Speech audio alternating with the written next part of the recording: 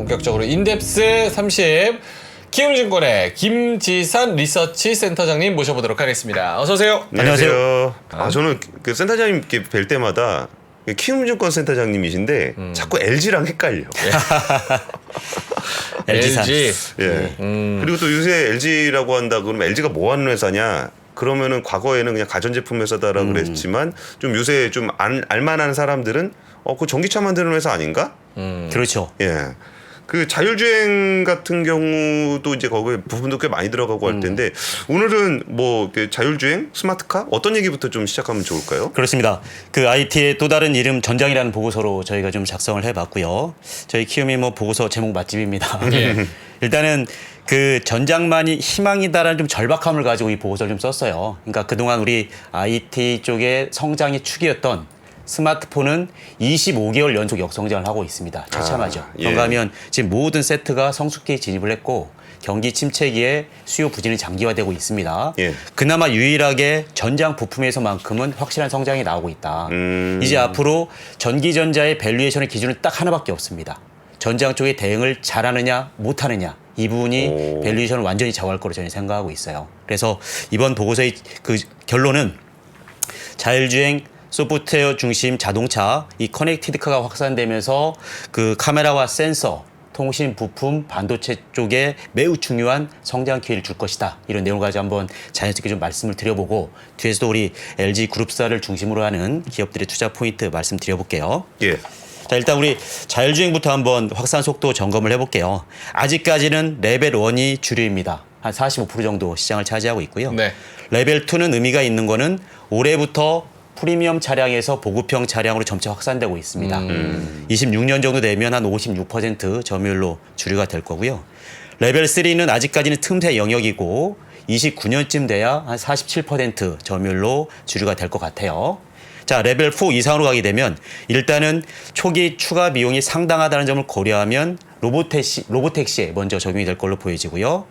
테슬라, GM, 메르세데스, 웨이모 이런 업체들이 앞서가고 있는데 당장 내년이면 레벨 4 기술을 선제적으로 구현하겠다는 목표로 진행하고 있습니다. 예. 자, 우리 주요국의 자율주행차 관련 법률적, 정책적 토대를 간단하게 한번 짚어보게 되면 미국은 도로교통 안전국에서 2000년대 초반부터 전면 충돌 및 차선 이탈 경고 시스템 의무화 추진했습니다. 이미 우리 차들 다 이게 들어가 있어요. 예. 그리고 지난해까지는 미국 내 대부분 신차에 대해서 자동 비상 제동 시스템을 장착하고 있습니다. 자, 자율주행 관련해서는 30개 이상의 주가 자체적인 법률을 다 가져가고 있어요. 지금 테슬라가 있는 네바다주가 가장 앞서 있습니다. 가장 처음으로 자율주행 규정을 승인했고요. 그런가 하면 캘리포니아, 애리조나, 미시건주는 우호적인 자율주행 정책과 법률을 바탕으로 자율주행 테스트 베드 역할을 자임하고 있어요.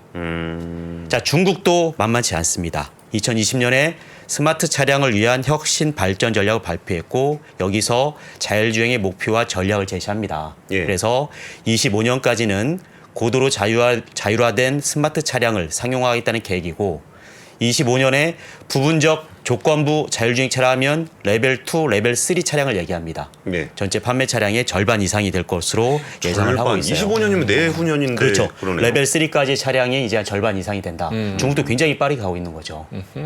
자, 유럽으로 한번 가보실게요. 자, 독일은 21년 5월에 자율주행차 관련 새로운 법을 통과시켜서 지난해부터 공공도로에서 레벨 4 운전자 없는 주행을 허용하고 있습니다. 아직 물론 뭐 레벨 4는 구현이 안 된 거고요. 다만 자동차 내부에 사람이 타고 있어야 되고 네. 당국이 승인한 지역에서만 허용을 하고 있습니다. 자, 영국도 자율주행차 수용을 위한 규정과 정책을 도입할 예정이고 운전자가 TV를 봐도 됩니다. 다 네. 허용을 하겠다는 거고요. 사고 책임을 묻지 않을 예정이에요. 정부도 무인 차량 배치를 위해서 자율주행차 법안을 발표를 했습니다. 자, 일본도 좀 속도를 내는데 20년 4월에 도로교통법을 개정해서 공공도로에서 자율주행 시스템 운행을 허용했습니다. 그래서 자율주행 시스템을 운전자로 간주하겠다는 거고요. 인간의 운전자 책임을 정의하고 있고 시스템 사용 기록을 요구하고 있어요. 예. 자, 일본 경찰청은 내년까지 레벨 4 자율주행차에 대한 법적 기틀을 마련하겠다라고 얘기하고 있고 여기에 맞춰서 OEM들도 이 레벨 4와 호환되는 차량들을 일본 전역에서 열심히 지금 테스트할 걸로 예상이 되고 있습니다. 요거 법률적으로 어떻게 프로그레스가 되고 있나 이거 궁금해하시는 분들 많은데 되게 그렇죠, 정리가 그렇죠. 잘 돼 있네요. 키움이 잘하죠. 키움 잘하죠. 자율주행 네. SoC 반도체 쪽 경쟁구들 보면 지금까지는 모빌아이 천하였어요. 예. 인텔의 자회사잖아요. 자 그러나 그러니까 인텔은 시장 선점 효과로 인해서 레벨 1과 레벨 2용 시장을 장악해 왔습니다. 자 그러나 그 모빌아이는 유연성과 성능 개선이 미흡하다는 한계를 노출하기 네. 시작을 했고 21년을 정점으로 점유율이 꺾이기 시작합니다. 그 점유율을 앞으로 누가 가져가느냐? 여기서도 엔비디아입니다. 여기 차트 한번 보시면 향후에 이제 이 짙은 파란색이 엔비디아일 텐데 그 모빌아이를 넘어서는 건 시간 문제라고 보고 있고요. 포괄적인 생태계와 제품 포트폴리오를 앞세워서 레벨 3 이상 솔루션은 엔비디아가 주도한다고 되어 있습니다. 뭐 이쯤 되면 거의 뭐 천상천하 엔비디아 독존인 거죠. 근데 사실 현대차도 지금은 제네시스 브랜드 쪽에서 엔비디아 쓰는데 그 현대차 브랜드 쪽으로도 계속적으로 엔비디아 칩이 확대가 되고 예, 예. 있더라고요. 특히 이제 레벨 3 이상에서는 예. 엔비디아가 좀 확실한 경쟁력을 가져갈 것 같습니다. 네. 자, 퀄컴 스마트폰의 강제잖아요. 자율주행은 후발주자이지만 디지털 콕핏 분야에서는 선두주자입니다. 스냅드래곤 라이드라는 솔루션을 내세웠고요. 레벨 1에서 5까지 자율성을 지원하는 고성능 저전력 자율주행 솔루션이고 중국 및 고급 시장을 겨냥하겠다는 목표를 가져가고 있고요. 자, 중국 내에서는 호라이즌 로보틱스라고 중국말로는 지평선이라고 쓰더라고요. 이 업체가 중국 업체들 중에서 가장 앞서 있다는 평가를 받고 있고 중국 OEM들과 협업을 강화하고 있습니다. 자, 그러나 역시 레벨 3 이상에서도 경쟁력을 유지할 수 있을지는 좀 의문이 되고 있어요. 아, 그럼 애매한 게 모빌아이하고 호라이즌. 그렇죠. 결국은 엔비디아 천상천하 유아 독존으로 간다라는 전망이 아직까지 나와 있는 거죠. 진짜 엔비디아 천하네요. 와. 자, 자율주행 센서, 라이다냐, 카메라냐, 뭐 짜장이냐, 짬뽕이냐 이 정도 수준 개념이거든요. 네. 역시 자율주행 센서에서 보완적으로 이 두 솔루션이 경쟁해 가고 있고요. 라이다 잘 아실 거예요. 레이저 펄스를 피사체에 쏴가지고 반사돼 돌아오는 시간을 가지고 이제 거리를 인지하게 되는데 강점은 물체를 감지하고 거리를 정확도에서는 앞섭니다. 그리고 번개 같은 악천후에서도 이상 없이 작동할 수 있어요. 다만 이제 약점은 차선과 색상 감지가 어렵다는 게 있고 예. 레벨 3 이상 자율주행 시스템은 라이다가 주도하게 돼 있습니다. 그래요? 그렇죠. 성장 동인으로는 이제 라이다의 원가가 좀 낮아져야 될 거고 안전성과 중복성이 강화된다면 카메라 이외에도 라이다 수요가 좀 많이 늘 걸로 보여지고요. 시장 규모는 2030년 되면 160억 달러 이상이 될 걸로 보여지고 누가 앞서가느냐? 크루즈, 웨이모, 포니 AI, 모셔널 이런 업체들이 라이다 진영의 선두주자입니다. 자, 여기에 맞서는 카메라는 일단 뭐 우리가 아는 카메라고요. 강점은 차선과 색상 감지, 도로 표지판 판독이라든지 고해상도에서 앞서겠죠. 예. 자, 그러나 번개 치면 카메라 그냥 하얗게 될 거잖아요. 자율주행 작동을 못 하게 됩니다. 맞네요. 악천후에서는 약점을 가진다는 거고요. 그리고 레벨 3 이상으로 가게 되면 거리 시인성 등에서 한계를 갖게 돼요. 그래서 레벨 3에서는 결국 짬짜면으로 가야 되는 거고 짬짜면. 라이다에게 의존을 해야 되는 거죠. 네. 라이다가 있는데 카메라도 보조적으로 그럼요. 탑재하는. 그렇죠. 그래서 이제 카메라는 주로 레벨 1 이상의 에이다스 그 시스템에서 중요한 역할을 해오고 있고요.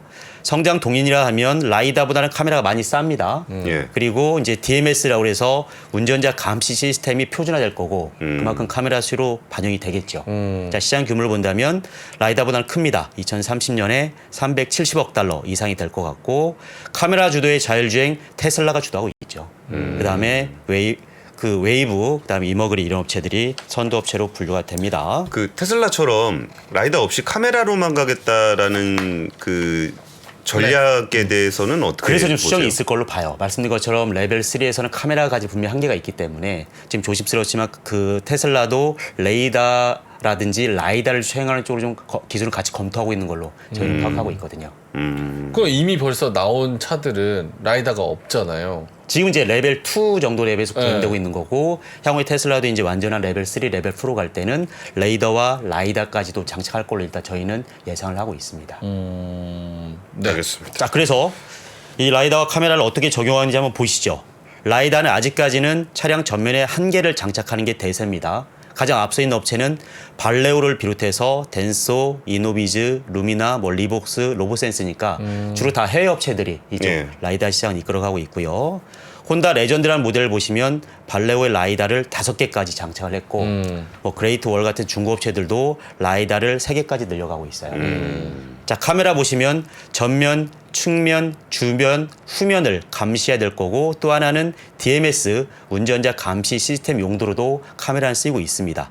자, 특징적인 거는 카메라의 화소는 120만 화소에서 800만 화소 정도밖에 안 되고 예. 우리 스마트폰이 1억 화소 수준까지 왔으니까 카메라 화소는 다소 낮은 편이다. 그러나 판가를 보면 대략 한 30불, 40불 정도에서 스마트폰보다 2~3배가 높아요.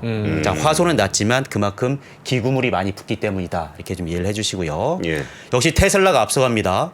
모델 3와 Y를 보시면 카메라를 각각 9개씩 달았어요. 화소는 전부 다 120만 화소인데 여기서 긍정적인 거는 LG 이노텍과 삼성 전기가 이 T사양 카메라를 양분하고 있다. 매우 희망적인 내용인 거죠. 자, 중국의 샤오펑은 카메라 14개까지 장착하는 사례들이 나오고 있습니다. 자, 그러면 자율주행 센서가 얼마나 고성장하느냐. 네. 자율주행 단계별로 카메라 이 센서 그 채용 개수를 보시면 레벨 1은 지금까지는 센서가 7개면 됐습니다. 오. 라이다는 없어도 되고요. 카메라 1개, 레이더 2개, 초음파 센서 4개로 구현을 해요. 자, 레벨 4 이상으로 가게 되면 최대 40개가 들어갑니다. 라이다도 6개까지 들어가고요. 카메라 12개, 레이더 10개, 초음파 센서 12개가 된다는 얘기예요. 자, 그러니까 자율주행 자체도 계속 침투율이 높아지겠지만 레벨 1에서 레벨 4로 고도화되는 과정에서 이 센서의 그 개수가 6배 가까이 늘어난다. 그만큼 라이다든 카메라든 이 자율주행 센서 시장은 기하급수적으로 성장할 수밖에 없다라는 네. 부분을 좀 강조하고 싶고 실제로 수량을 한번 보시죠.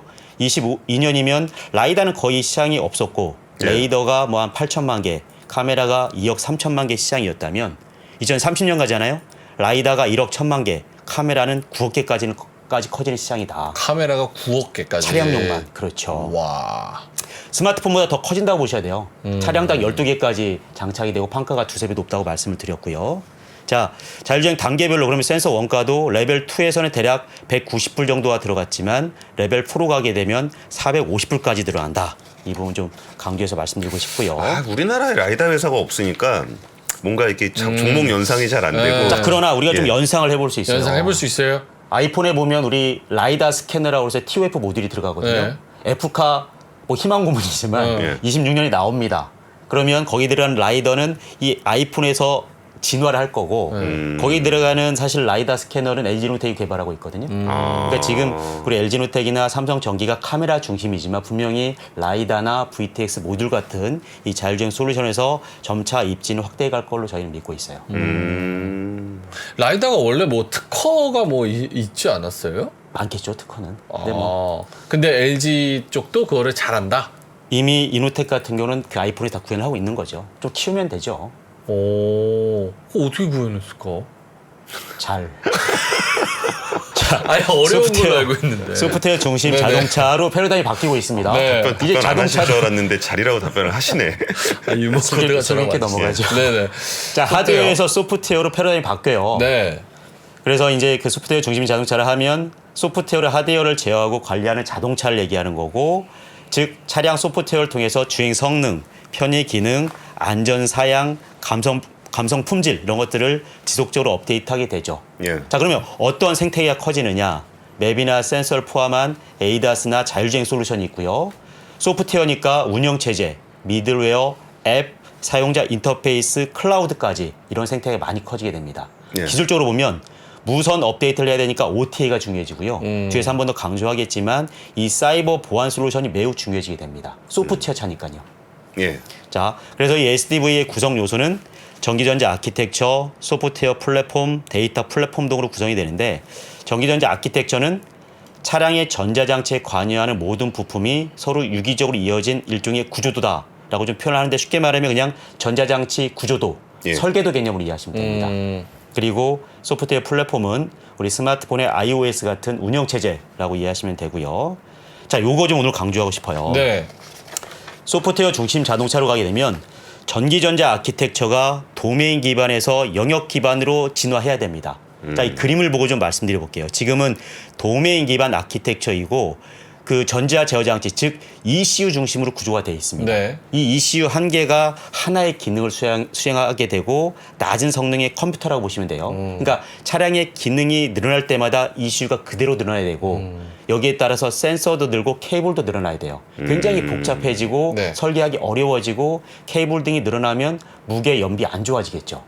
자, 그러면 영역 기반 아키텍처라는 건 뭐냐? 보시면 여기 그림에서 보시는 것처럼요. 차량을 물리적인 공간에 따라 영역으로 나누어 버립니다. 그리고 영역 그 제어 장치라고 얘기하는 이 GCU 중심의 구조가 되는 거고 GCU는 다만 스위치 역할을 할 뿐인 거고요. 모든 제어는 이 가운데에 있는 고성능 중앙 컴퓨터가 모든 차량 장치를 제어하는 거예요. 그러니까 도메인은 기능별로 예를 뭐 계산기면 계산기, 뭐 MP3면 MP3, 그렇죠. 뭐 카메라는 카메라 이렇게 각각 있던 각각의 건데. 하나의 ECU들이 제어하는 거고 예. 거기 150개까지 들어가는 거고 예. 앞으로 소프트웨어 중립 자동차에서는 이 하나의 중앙 컴퓨터가 다 제어한다. 이 GCU는 일종의 신경망 역할을 한다. 우리 사람 구조랑 똑같은 거죠. 얘가 뇌입니다. 명령을 내리고 GCU를 통해서 이 센서 액추에이터들에게 명령이 하달되는 거죠. 저렇게 영역 기반으로는 언제부터 간다는 거예요? 이제 소프트웨어 중심 자동차가 진화할수록 특히 완전 자율주행으로 가려면 무조건 이 영역 기반 아키텍처가 완성이 돼 있어야 돼요. 28년이 우리가 완전 자율주행이 상용화 된다고 보면 그때까지는 이 구조로 바뀌어 있어야 됩니다. 28년 전으로 저쪽으로 방향성을 가지고 간다. 그렇습니다. 자, 그래서 테슬라는 상당히 좀 진행돼 있고 테슬라는 진행돼 있고. 이 GCU와 이 중앙 컴퓨터 간에는 그 네트워크 백본으로 연결이 되는 거고 네. 고속 네트워크가 좀 필요한 거예요. 자, 다시 한번 좀 분해서 말씀드려보면 그래서 지금의 도메인 기반 아키텍처는 하드웨어 중심이고 예. 와이어 하네스 물리계층이나 스택이 많아야 돼요. 소프트웨어 통합이 어렵습니다. 우리가 이제 분산된 처리 및 저장 구조라고 표현을 하죠. 설계가 복잡하니까 개발 주기나 시장 출시 속도도 느린 편이에요. 그리고 티어 1에게 모든 권한이 집중됩니다. 네. 차량 내에서 에너지 효율이 낮고 전력 분배도 복잡하고 자율주행을 구현하는 데도 한계가 있습니다. 자, 영역 기반으로 가면 좋은 표현이 다 들어가요. 도메인 기반에 비하면 유연하고 개방적이고 단순하다고 얘기하고 기능이 확장될 때마다 굉장히 큰 강점을 가져요. 소프트웨어 중심이고요. 이더넷, 스위치 등을 활용해서 그 와이어 하네스 물리계층과 스택을 줄일 수가 있고 뭐 클라우드 네이티브 통합이 가능하다는 표현도 쓰고요. 어쨌든 이 중앙 컴퓨터 중심의 전문화되고 중앙화된 처리와 저장 구조를 갖추게 돼요. 개발 주기, 시장 출시 속도 빨라지고요.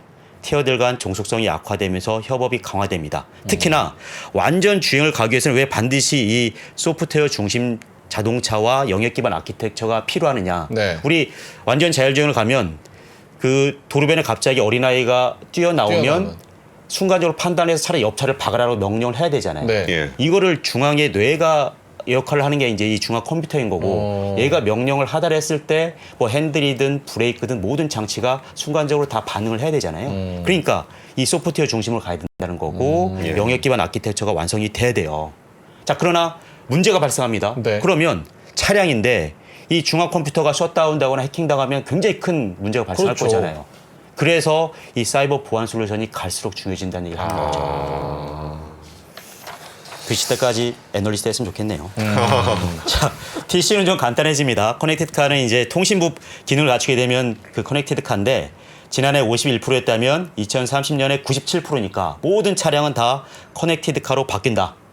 지금 보시면 이제 차량 원격 진단이나 무선 소프트웨어 업데이트, 차량 내 간편 결제, OTT 컨텐츠 같은 이런 서비스들이 다 차량 내에서 지금 구현이 되고 있습니다. 예. 앞으로 뭐 차량 내 인포테인먼트라든지 소프트웨어 중심 자동차, 높은 수준의 자율주행에 대한 요구들이 늘어날수록 네. 이 차량 내 5G, 6G에 대한 보급률은 늘어날 수밖에 없다라고 말씀을 드리고 지금 뭐 그러니까 블루링크 뭐 이런 것들도 다 커넥티드 카로 그렇죠, 그렇죠, 쳐요. 그렇죠. 핵심이죠, 이게. 그래서 이제 텔레메틱스 제어 장치가 제일 중요한데 30년에 한 100억 달러 규모까지 성장할 거고요. 커넥티드카 핵심 부품 경쟁 상황에서는 LG전자가 중심에 있다. 희망적입니다. 네트워크 액세스 디바이스라고서 네드 모듈이라고 표현하는데요. 이건 이제 TCU에 들어가는 부품이고 차량 안전과 편의성을 향상시키고 뭐 차량 관리 애플리케이션을 지원하는 역할을 한다 이렇게 얘기를 하는데 이 네드 모듈의 경우는 롤링 와이어리스라는 업체가 27% 점유율로 1위, LG전자가 20%로 2위. 그 뒤로 뭐 캡텔이나 컨티넨탈, 삼성의 자회사죠. 하만 순으로 경쟁을 하고 있고. TCU만 롤링와이어리스는 어느 나라 회사예요? 찾아봐야겠네요. 예, 제가 찾아보겠습니다. 예. 제가 한번 찾아볼게요. 거기까지 제가 못 짚었네요. 네네네. 예. TCU는 LG전자가 33%로 1등, 컨티넨탈과 하만 이런 3강 구도가 형성이 돼 있다라는 것이지요. 예. 자, 우리 마지막으로 이제 우리 그 반도체 또 좀 간단하게 살펴보게 되면 네. AI 기술이 확산되면서 차는 더 똑똑해지고 있는데 당연히 반도체도 많이 들어가게 됩니다. 자, 2030년까지 가게 되면 차량당 반도체 탑재량 지금보다 4배가 늘어나야 돼요. 네. 그에 따라서 이 자율주행 SoC 원가도 차량당 3배, 대당 매출이 3배가 는다는 얘기죠. 예. 자율주행 SoC 시장은 310억 달러니까 40조 원에 되는 시장이 형성이 될 거고요. 이미지 센서 10억 개, 차량용 디램 수요 26억 기가바이트, 차량용 낸드 수요 800억 기가바이트까지 는다는 거죠. 자, 자율주행 레벨 4 구현이 되면 반도체 원가가 어느 정도까지 올라가느냐. 센서 450달러, 메모리 520달러, SoC 690달러를 포함해서 총 2,100달러 정도. 대략 차량 한 대에 300만 원 가까운 금액의 반도체들이 들어간다. 이거 반도체한테도 굉장히 중요한 시장이잖아요. 그러네요. 그렇게 하면 이제 관련한 내용은 좀 말씀을 드렸고요. 시간이 다행히 좀 허용이 되니까 예. 또 우리 주요 종목 좀 말씀을 드려봐야 되죠. 예. 일단 우리 전기전자 업종의 상황을 좀 간단하게 요약을 해보면 사실은 첫째도 수요, 둘째도 수요 문제예요. 수요가 사실 안 좋습니다. 수요 회복이 좀 지연되고 있고 3분기 실적 눈높이를 좀 하향될 이슈가 좀 발생하고 있는데 네. 우리 명프로님은 찬바람 불면 뭐가 생각나세요? 붕어빵. 저는 무조건 신형 아이폰입니다. 직업의식이 투철하고요. 찬바람 불면 아이폰 배터리 지금은 빨리 다는데. 무조건 아이폰의 시간이고 아, LG 그래요? 노텍의 시간이에요. LG 일단 롯데의 시간이다. LG 노텍부터 좀 말씀을 드려보면 카메라 팔아야 주가는 되니까. 카메라 주가는 이제 굉장히 많이 빠졌는데 네. 아시겠지만 아이폰 15 관련해서 생산 차질 우려가 좀 많이 부각이 됐었습니다. 예. 올해 아이폰 15는 프로 시리즈를 중심으로 사양이 역대급으로 바뀌어요. 초슬림 베젤 OLED, 티타늄 케이스, 3나노 기반의 A17 칩, 거기에 또 맥스 모델은 폴리드 중 카메라를 채택하게 되고요. 전 모델 USB-C 타입 채용하게 되죠. 자, 사양이 많이 바뀐다는 것은 그만큼 아무래도 양산성 이슈가 있을 수밖에 없고 예. 이 디스플레이와 카메라 부품에서 이 수율 이슈가 제기가 됐는데 긍정적인 거는 애플이 답을 찾았습니다. 해결되고 있고 이제 그 뭐 들리는 말로는 이번 주부터 정상적으로 양산이 시작이 됐고요. 네. 그렇게 되면 출하 차질이 최소화될 가능성이 높고 부품업체로서는 3분기 실적의 일부가 4분기로 이월되는 이슈라 보시면 됩니다. 그리고 우리가 과거 4년간의 아이폰 판매량을 보면 아이폰 11 망했습니다. 아이폰 11이 망했었고요. 네. 아이폰 12가 역대급으로 성공합니다. 네. 예. 아이폰 13은 2년 연속 성공을 하고 아이폰 14는 정조 공장 셧다운 때문에 또 망해요. 자, 12가 굉장히 잘 팔렸었고 3년이 지나면 이제 교체 수요가 돌아오잖아요, 사이클이. 그래서 저희는 잠재적인 대유수가 많을 거고 특히 프로 시리즈가 잘 팔릴 거다. 올해는 아이폰 15의 프로 시리즈 비중이 65%까지 올라갈 걸 보여지고요. 이 부분은 LG노텍이 더 우호적일 겁니다. 거기가 더 많이 들어가요? 더 좋은 카메라 들어가요? 그렇죠. 훨씬 더 판가가 많이 올라가고 특히 ASP가 훨씬 높아요. 맥스 모델에는 이 폴드 줌이라는 게 처음 들어가죠. 자, 여기 광학솔루션 말고도 플리치 BGA는 이제 내년 초에 본격적으로 사업화를 시작할 건데 이미 그 하이엔드 고객 확보가 좀 빠르게 진행되고 있다는 얘기가 들리고요. 차량용 카메라도 연말에 멕시코 신규 라인이 돌아가게 되는데 북미 OEM 자율주행 트렌드에 적극 대응할 수 있는 부분도 LG노텍의 긍정적인 포인트가 될 거고요. 자, 삼성전기 좀 아쉽습니다. 네.